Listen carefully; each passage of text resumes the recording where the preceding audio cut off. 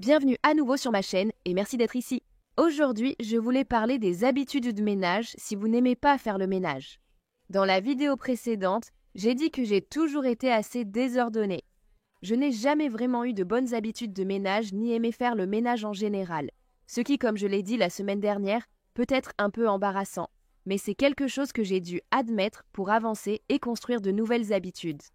Personnellement, je n'ai jamais regardé une vidéo où quelqu'un me donnait des habitudes de ménage qui m'ont réellement aidé parce que j'ai l'impression que beaucoup de vidéos sur les habitudes de ménage s'adressent à ceux qui peuvent donc s'adapter et apprendre à aimer faire le ménage. Ou peut-être qu'ils aiment déjà faire le ménage et cherchent simplement des conseils pour créer des habitudes, mais moi je n'aime tout simplement pas faire le ménage. Par contre, il y a une chose que j'aime, c'est avoir une maison propre et sans désordre. Donc, même si je n'aime pas faire le ménage, je sais que c'est quelque chose qui doit être fait. Alors, il y a certaines choses que je fais pour m'aider à avancer dans la bonne direction chaque jour. Ces choses peuvent sembler évidentes pour certaines personnes, mais parfois ça aide simplement de les entendre d'un point de vue différent, un point de vue plus détendu et flexible.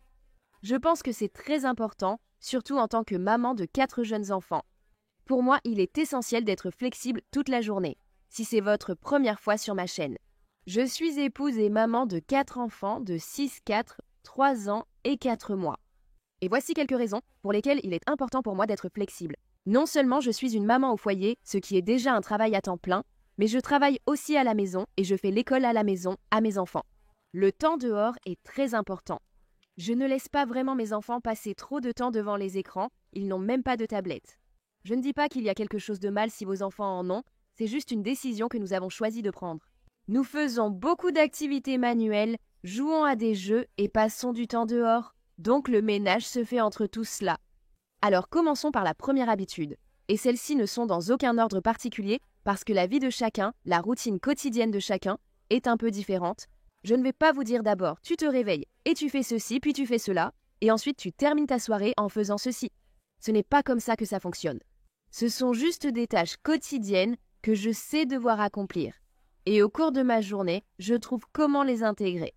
Et pour être totalement transparente, ces choses n'arrivent pas tous les jours. Je fais de mon mieux pour les faire chaque jour, mais parfois, il y a beaucoup de choses à gérer. Peut-être que ma plus jeune est un peu plus grognonne que d'habitude, et je dois juste marcher dans la maison parce qu'elle a refusé de faire la sieste ce jour-là. Ou peu importe la raison. C'est pour ça que j'ai dit qu'il est important d'être flexible, surtout en tant que maman. Première habitude. Occupez-vous de votre vaisselle chaque jour. Peu importe si cela signifie faire le tour de la maison pour ramasser les assiettes vides et les mettre dans l'évier, vider le lave-vaisselle, les mettre dans le lave-vaisselle, peu importe la situation, faites quelque chose avec votre vaisselle chaque jour pour que le processus avance. Cela peut vouloir dire vider la moitié de votre lave-vaisselle, puis l'un de vos enfants a besoin de quelque chose, ensuite vous êtes distraite par autre chose, et finalement vous revenez au lave-vaisselle quelques heures plus tard. Je comprends que cela arrive parfois, et c'est normal tant que vous continuez à faire avancer le processus.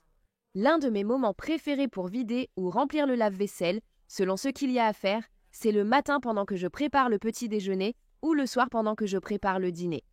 De cette façon, je suis déjà dans la cuisine pendant que la nourriture est en train de cuire. J'ai quelques minutes à moi pour accomplir cette tâche. Est-ce que ça se passe toujours comme ça pour moi? Absolument pas. Mais c'est à ce moment-là que j'ai trouvé que c'était le plus facile. Il y a quelque chose qui va toujours de pair pour moi, ce qui n'est peut-être pas le cas pour vous et c'est tout à fait normal, mais pour moi j'ai remarqué que chaque fois que je fais la vaisselle, je nettoie aussi ma cuisine. Pas un grand ménage, mais je ramasse tout ce qui traîne sur les plans de travail, je range, j'essuie et je fais la vaisselle. De cette façon, le cœur de ma maison, ma cuisine, où je passe beaucoup de temps, est propre et agréable à vivre. Mais cette habitude ne consiste pas à nettoyer votre cuisine, à finir toute votre vaisselle ou à laver votre évier. Même cette habitude, c'est simplement de faire quelque chose, n'importe quoi, avec votre vaisselle, comme je l'ai dit, pour que ce processus continue d'avancer. C'est un thème qui va revenir tout au long de la vidéo d'aujourd'hui. Il s'agit simplement de faire tout ce que vous pouvez pour que les choses continuent d'avancer. L'objectif est simplement d'éviter l'accumulation, que ce soit la vaisselle, le linge ou le désordre. Plus les choses commencent à s'accumuler, plus elles deviennent stressantes, accablantes et décourageantes. C'est justement ce que nous essayons d'éviter. Est-ce que les choses s'accumulent encore chez moi? Oui, bien sûr. J'ai l'impression que c'est tout simplement la vraie vie. Et si vous arrivez à tout gérer à 100%, c'est incroyable et j'aspire à être comme ça. Mais ce n'est tout simplement pas possible pour moi en ce moment. En fait, pendant que je vous parle, j'ai une montagne de linge en haut de mes escaliers qui doit être lavée. Une autre habitude que j'ai trouvée utile mais qui est souvent négligée, c'est tout simplement de faire une liste. Ce qui m'arrive, c'est que je peux me réveiller avec toutes les meilleures intentions du monde, mais à moins de m'asseoir et de faire une liste, ces intentions ne se transforment pas en action. Une autre chose que j'ai apprise à propos de faire une liste, c'est de la rendre réaliste. Si ma liste n'est pas réaliste, je vais en fait me sentir encore plus dépassée et moins encline à commencer, parce que je ne sais pas par où commencer. Que ce soit le matin ou la veille, fais ta liste, réaliste, sur papier ou numérique, comme tu préfères. Souvent, ma liste ne contient que mes habitudes quotidiennes et 1 ou 2 éléments supplémentaires. Être maman m'a poussée à développer ces habitudes de nettoyage, que j'aime ou non faire le ménage.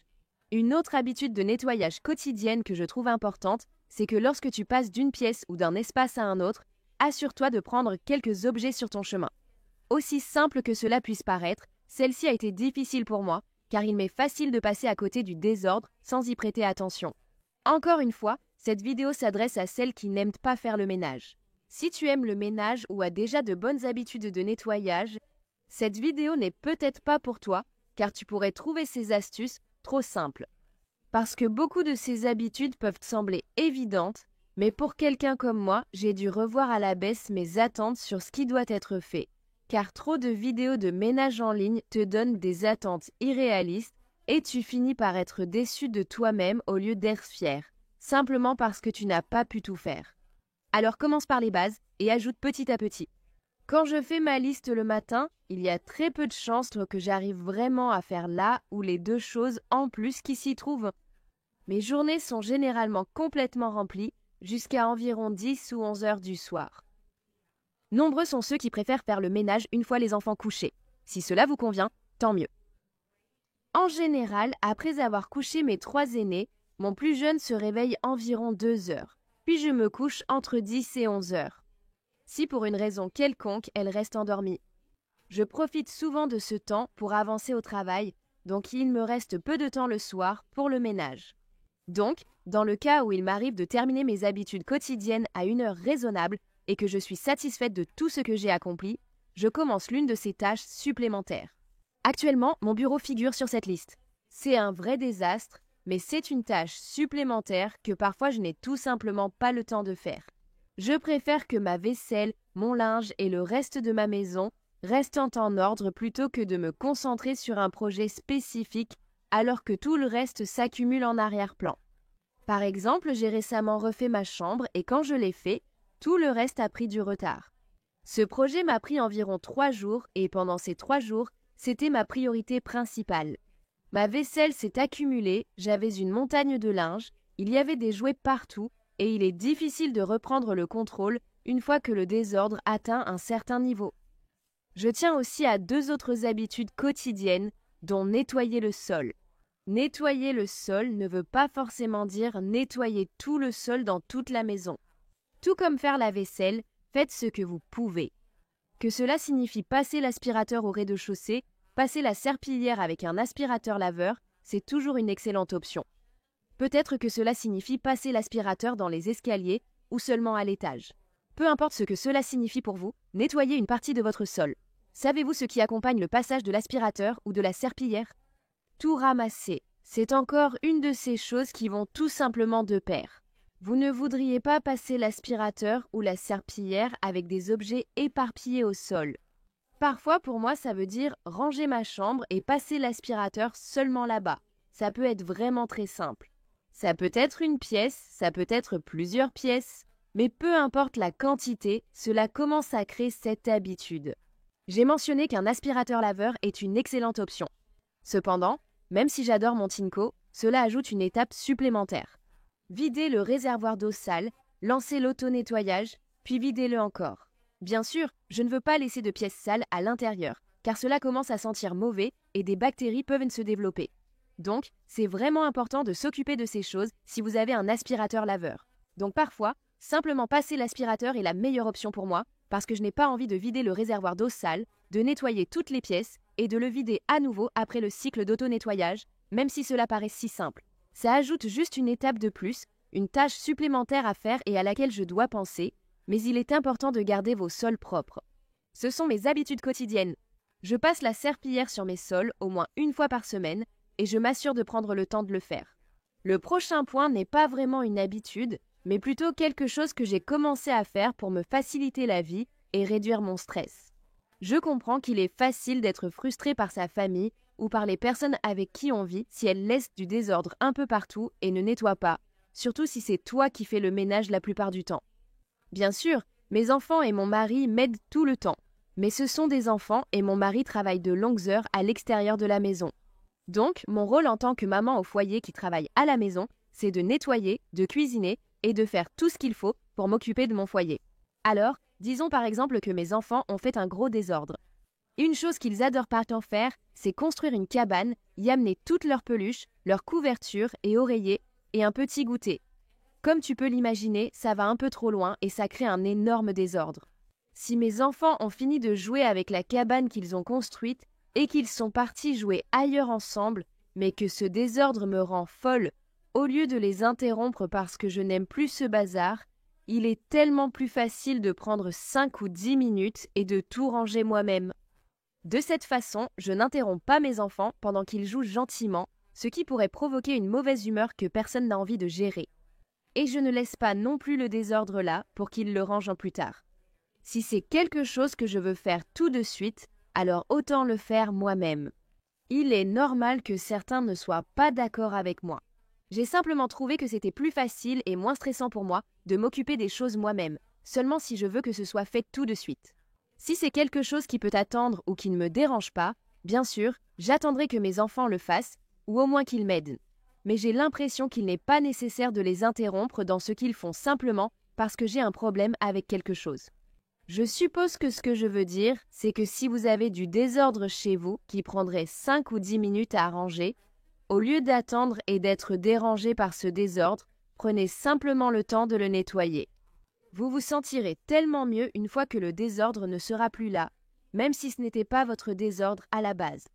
Quelque chose que j'ai vraiment essayé de faire pour rendre le ménage plus agréable pour moi, c'était de le faire avec un état d'esprit reconnaissant. Je vous promets que ce n'est pas du tout ce que vous pensez. Cela signifie par exemple que si je plie des vêtements, je me dis que je suis reconnaissante de plier ces vêtements parce que cela veut dire que ma famille a des vêtements à porter. Et même si j'aime me considérer comme une personne très positive, et bien sûr je suis reconnaissante que ma famille ait des vêtements à porter, penser à ces choses ne m'a pas fait apprécier le fait de plier les vêtements. Et croyez-moi, j'ai essayé cette technique pendant probablement quelques mois. J'ai finalement pensé en moi-même, ça ne marche pas. Je n'apprécie toujours pas ça et j'ai réalisé que je devais m'y prendre autrement et commencer à créer de bonnes habitudes. Comme je l'ai dit pour ta vaisselle et ton sol, fais quelque chose, n'importe quoi, avec ton linge chaque jour. Même quelque chose d'aussi simple que ramasser le linge qui traîne chez toi et l'apporter à la buanderie. Même le jour où je filmais cette vidéo, j'avais laissé du linge dans la machine à laver que je devais relaver. Alors rappelle-toi, personne n'est parfait. On fait tout de notre mieux. J'espère que la vidéo d'aujourd'hui t'a aidé d'une manière ou d'une autre. Merci d'avoir regardé. À la prochaine vidéo.